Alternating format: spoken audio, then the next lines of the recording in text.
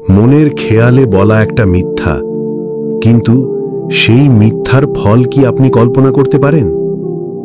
আজকের এই সত্য ঘটনার গল্পটা শুনলে আপনার হৃদয় কেঁপে উঠবে। শহরের এক প্রান্তে থাকত এক লোক, নাম জাহিদ। সে নামাজ পড়ত না, কিন্তু খুব ভালো কথা বলতো। সবাই ভাবত সে একজন ভদ্র মানুষ। একদিন তাকে জিজ্ঞাসা করা হলো, আপনি কি রোজা রাখেন?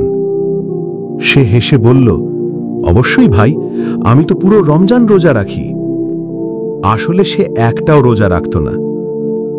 সে শুধু চাইতো লোকে তাকে ভালো বলুক, তাই সে সবসময় ভালো লোকের মুখোশ পরে থাকত। হঠাৎ একদিন হার্ট অ্যাটাকে জাহিদের মৃত্যু হয়। জানাজা হলো, লোকে কাঁদল, তার জন্য দোয়া করল। কিন্তু জানাজা শেষ হতেই কবরের ভেতর যা ঘটল তা শুনলে আপনি কেঁপে উঠবেন। এক ফেরেশতা এসে বলল, তুমি দুনিয়ায় লোকদের দেখানোর জন্য ভালো কাজ করেছিলে, এখন দেখো তোমার ফল।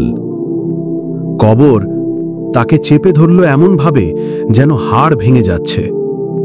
তার মুখে কেঁচো মাকড়সা ঢুকছে, তার কান দিয়ে আগুন বেরোচ্ছে। ফেরেশতা বলল, তুমি যদি একবার সত্য বলতি, তোমার কবর জান্নাতের বাগান হতে পারত। প্রিয় ভাই ও বোন, এক মিথ্যা শুধু এই দুনিয়ায় নয়, কবরেও শাস্তির কারণ হতে পারে। আল্লাহ কুরআনে বলেছেন, ধ্বংস হোক সেই সব লোক যারা মিথ্যা বলে।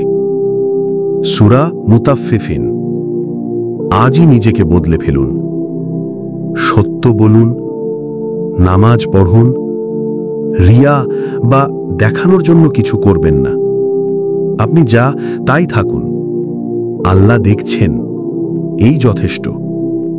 এই রকম আরো ভিডিও পেতে চ্যানেলটি সাবস্ক্রাইব করুন এবং ভিডিওটি কেমন হলো কমেন্টে আপনার মতামত জানিয়ে যাবেন। এই ভিডিওটা অন্য একজনকে ফরওয়ার্ড করুন, হতে পারে সে তার জীবন বদলাবে আজই।